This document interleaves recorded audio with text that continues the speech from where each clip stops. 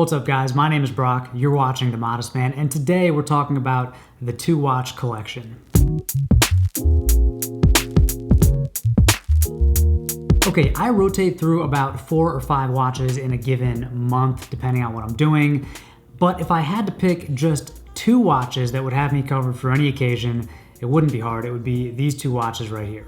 By the way, if you want to see my full current watch collection, I'll link to that video down below in the description. And if I had to pick just 1 watch, it probably wouldn't be either of these 2, but that's a subject for another video. So if you like to wear watches every day, you really just need 2 types of watches. You need one for casual occasions and for dressy occasions. Many watches can do both, and remember, it's always easier to dress down a more formal watch than it is to dress up a more casual watch. You know, watches are kind of like shoes that way. Like if you wear the Datejust with a casual outfit, it's not gonna look weird, but if you wear like a Swatch or like a Timex Expedition or something with a suit, it might look a little out of place. But I digress. Let's get into the collection. So my 2-watch collection would consist of these 2 watches. We have the Hamilton Field Officer Khaki Mechanical, and then the Rolex Datejust 16030. So I want to talk about both of these watches, and we will start with the Hamilton. So the full name of this watch is the Hamilton Khaki Field Officer Mechanical.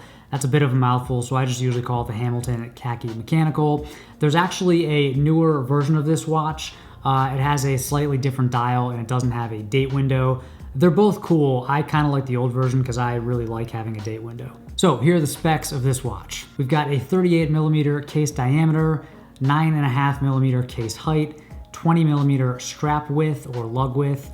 It's got domed sapphire crystal over the dial, stainless steel case with a bead blasted finish, so kind of that matte finish, luminous hands, and 50 meters of water resistance. Now if you notice that super thin 9.5mm case, that's because it's a hand wound movement. So unlike its automatic older brother, this watch is very thin and it actually just slides under like your shirt cuff very easily. So it's kind of cool having a mechanical watch that has a case that's this thin. So the long story short of this watch is it's a Swiss-made mechanical watch for under $500 from a brand with a ton of heritage. It's actually just a great little watch. I wear it all the time.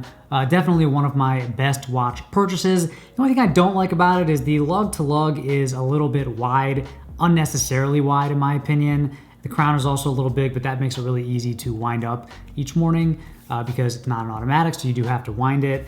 But otherwise, I really love this watch. You know, even the factory strap, this kind of beige canvas strap, is pretty nice. I did have to poke an extra hole in it for my somewhat small wrists. So if your wrists are smaller than say 6.5 inches, you might have to poke another hole, but this also looks good on a NATO or a leather strap or really any other kind of strap you'd like to put it on. But this is a casual watch, you know.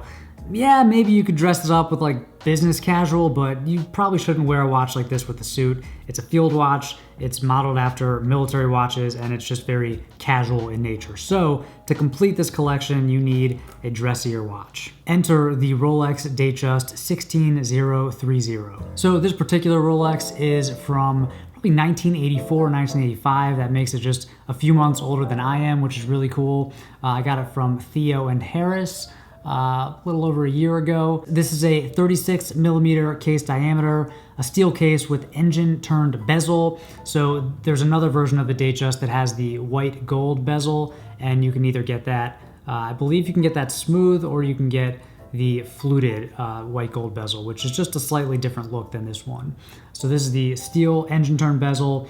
It has the acrylic crystal on top with the Cyclops bubble, the kind of iconic Rolex detail. The dial is a warm gray color. So depending on the lighting, the dial is either like a warm gray, almost like a taupe, or in bright sunlight, it just looks more of like a silvery, almost like sunburst dial. This is the quickset model, which is really nice. So if you don't wear it for a while and you have to reset the date window, it's the quickset version, so you don't have to wind it for 24 hours.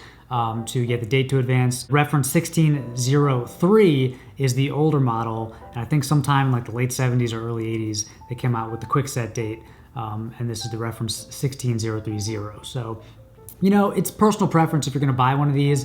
I personally think it's worth it to spend a little bit extra and get the quick set version because it's not a total pain to reset the date. And this watch comes on its original Jubilee bracelet.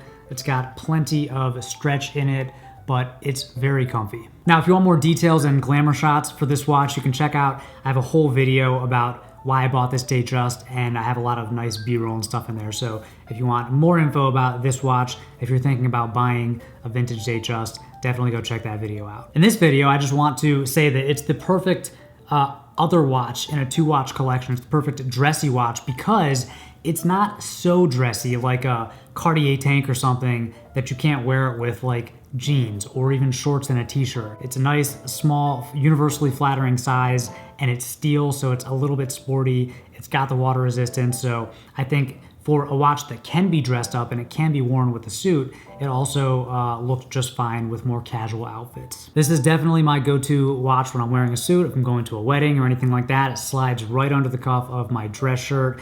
And yes, it is a Rolex, and yes, it's cool to have a brand like that in the collection. I know a lot of people say that they only buy watches for the heritage and the technical mastery, but I'm not gonna lie, the brand and the status is totally part of the reason why I like Rolex, and I don't really think there's anything wrong with that. So as far as Rolexes go, this kind of flies under the radar. You know, most people don't even notice it. Then again, honestly, most people don't even look at your watch or notice what you're wearing, so it doesn't really matter. You're really just wearing it for yourself. So if I had to give up all of my watches and just build a 2-watch collection that was really versatile and ready for any occasion, I would keep these 2 watches. For casual outfits, you have the Hamilton Field Officer Khaki Mechanical, and then for dressier outfits or smart casual or business casual outfits, you have the Rolex Datejust. You know, other than very extreme scenarios like going scuba diving or something, these 2 watches pretty much have you covered for everything. But I'd love to hear from you. What would your perfect 2-watch collection be? Let me know down in the comments. Thank you as always for watching, and until next time, stay stylish.